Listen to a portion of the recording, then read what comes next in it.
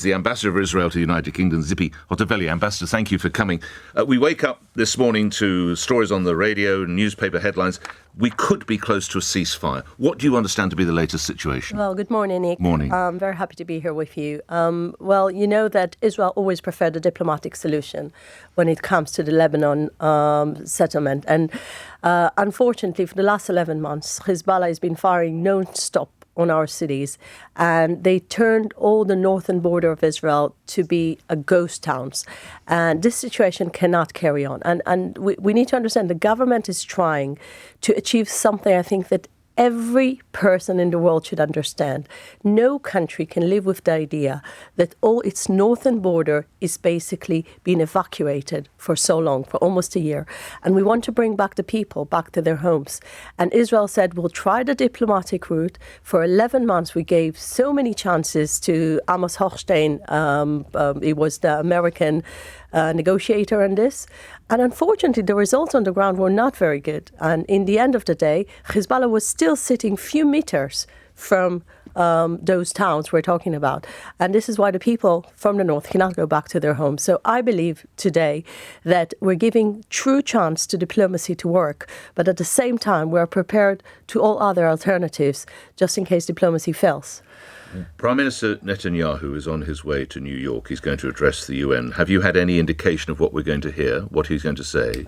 Knowing the Prime Minister, I'm sure you will refer to few issues. One is the fact that Iran is still the main force that is destabilizing the Middle East by its proxies. Hezbollah is Iranian proxy.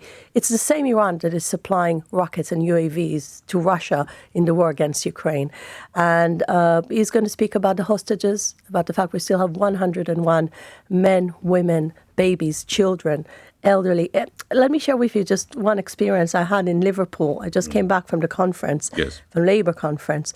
We hosted a granddaughter, name was Noam, a young granddaughter of a hostage. Her grandfather is 85. Can you imagine 85 men sitting in the tunnels of Hamas for 354 days? I mean, this is something that is unbearable, and this is the situation. So many hostages are still alive, Ambassador. I think the Prime Minister announced just this week that 50% of those hostages are still alive. And there are many people there that needs to be rescued. If we come back to events in the Lebanon, do you support the use of exploding pagers and exploding walkie-talkies? As you know, we're not referring to that. So I'm afraid I cannot give you any details or any to those who say if it is an Israeli tactic, to those who would say, but they can go off in supermarkets. Two girls lost their lives. They could go off in the back of a taxi, and it's a random tactic. How would you respond? Maybe let's go back to the reason why Israel is now confronting Hezbollah in all those airstrikes. Hezbollah killed 12 innocent children in a football game. Hezbollah doesn't care about human life and is creating a double war crime, as you know, by hiding all those rockets and ammunition in the houses of people in Lebanon. So we're in a situation where Hezbollah, just like Hamas, embedding all those terror facilities inside of houses in South Lebanon, and he's firing on Israelis, on innocent Israelis, on civilians, and those are the things. Again, those are the things that Israel cannot tolerate. But it is the Israeli Prime Minister Netanyahu could be guilty of a war crime in the ICC. I think our statement about the ICC is very clear. The ICC doesn't have jurisdiction over Israel. Israel is not part of the ICC, and at the same time... Does that mean he's not a war criminal, Ambassador? Definitely not. He's a leader of a democratic country fighting terrorism. I think the ICC is creating a massive mistake by putting democratic leaders in a risk of not being able to protect their people, just like Britain was blamed for committing crimes. I'm sure your country didn't commit any war crimes. Your soldiers were making their best to fight in very, very hard arenas. So it's exactly the same. It's interesting you mentioned the United Kingdom because you are ambassador. That's a challenging role at any time. But it would appear there is a slight disconnect at the moment. Prime Minister Netanyahu, with the decision taken by this government to restrict some licenses of arms sales to Israel, Prime Minister Netanyahu said he thought that was misguided and that it actually had weakened Israel. And Prime Minister Keir Starmer said he was wrong. Prime Minister Netanyahu was wrong. He told me that in Liverpool 2 days ago. Who do you think is right on that, Ambassador? You know where I'm coming from. I'm coming from, my role is to build a bridge between UK and Israel. And I think what happened the last How secure is that bridge currently? I think the bridge is strong. And I tell you why. Because the last 5 years, what was built between Israel and the UK is exceptional alliance on security and intelligence. And Britain is our second ally when it comes to intelligence after the US.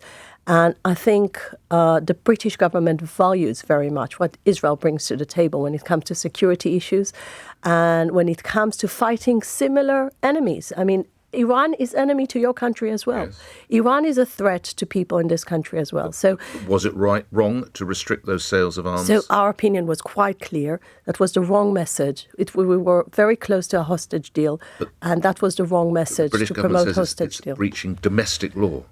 Britain would say we cannot supply weapons to you if you are using them in a hostile fashion. I think again, this is very long-going legal dialogues that were held between Israel and the UK, and we believe we do everything according to the international law. Israel is in very, very complicated situation in Gaza, as you know.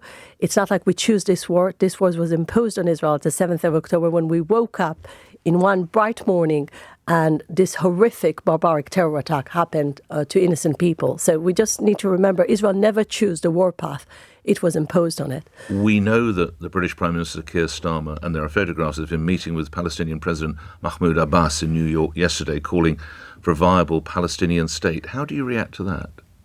I think we're so far away from even starting a negotiation. I think. Why is that, Ambassador? It's so simple because Hamas took over the minds and the hearts of the Palestinians as ideology. Hamas is a terror organization that believes that Israel shouldn't exist. So it's not like they're into compromise or a two-state solution. This is not the ideology. You can read the Hamas Charter. Hamas Charter is speaking about eliminating Israel. So when this is the majority of the Palestinians support this type of ideology, when 80% of the Palestinians supported the atrocities of 7th of October, there is a long way to go. Where do you get that figure of 80%? How do we know that figure to be a fact? That was coming from Palestinian research centers, and I believe they keep on updating, but that was right after the attacks. The numbers were really shocking. So I think the reason why we don't have peace at the moment is because Iran is fueling this radical ideology through its proxies in the region. I don't need to tell you what we've witnessed on some of the streets of the United Kingdom, such cities such as London and elsewhere. There is a very anti-Israeli, some would say anti-Semitic feeling in parts of the United Kingdom. How important is what's called the court of public opinion? How important is public opinion to you and to the Israeli government over Israel's position here? Maybe it's the most important thing. That's why I come to speak to you, so people can listen to what the Israelis are going through. So they would say to you, why do you keep bombing children in Gaza?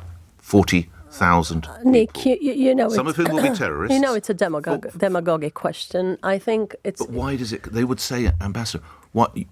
Some of them are Hamas terrorists. Of those 40,000, they're not all innocent women and children. Some will be terrorists. But the shelling continues. Why, they would ask? I can only quote Professor Andrew Roberts, one of your greatest historians, that said Israel is working so precisely in such an urban, difficult territory. He said better than Americans, better than the British Army. So Israel is creating a reality on the ground that is better than any Western army when it's fighting such a populated area.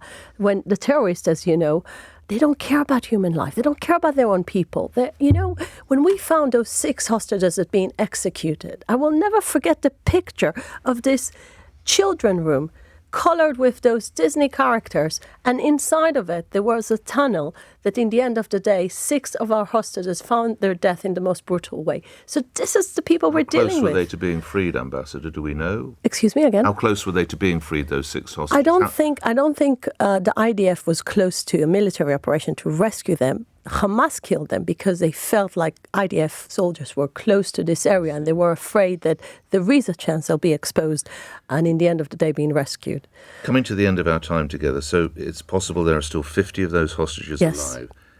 How realistic are the chances that they're ever going to be either captured, either taken back, taken back, or negotiations allow them to be freed? Israel is doing a lot to release them.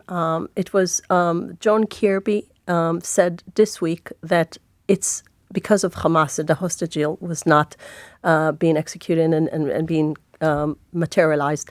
And I'm afraid that this is the reason why we don't see them back. I think every international pressure should put all the mediators like Qatar, all the people that can put still efforts on Hamas to bring them back home. And we fight for that every single day as part of our work in the embassy. How highly do you rate the chances of a ceasefire being announced over the next 12, 24, 36 hours? I believe there is a chance, but the ceasefire is not the goal. The goal is to bring back our people back to their homes. And again, I really, really hope that the results will be full implementation of Security Council 1701. That means Hezbollah must be beyond the Litani River, not being a threat to our people in the north. Finally, we referenced the events, of course. We're, just days away now from a year since that terrorist attack on the kibbutz and the surrounding areas. Is there anything planned in Israel? Is there anything planned in the United? I don't want to give anything a security issue here. Yes. Downing Street is hosting a special event that the main topic is the hostages. So I think that will be the main event, and there will be a big rally in London mentioning the fact that there's been a year since the worst attack on the Jewish people since the Holocaust. And we said that Prime Minister Netanyahu is to New York. How is his popularity at home? There are rallies, aren't there, every week in weekend? In Tel Aviv. We are a very vibrant democracy, as you know. I must say that the last attacks in Lebanon made people in Israel feel like we're taking back control on the ability of the people in the north to go back home. The fact that for almost a year those people didn't have any horizon made many people ask difficult questions to the government. And I think the last actions in Lebanon were actually a good momentum to the government. Ambassador, thank you for coming to talk with us. Can I urge you, all the talking you can do between all the parties and everything you can do with your Prime Minister, because talking is what will eventually get some kind of a call, isn't that right? Yes. Thank you for hosting me, Nick. Tzipi Hotovely, thank you, Israeli Ambassador. It's 8:45 LBC News Headlines. Thomas Watt.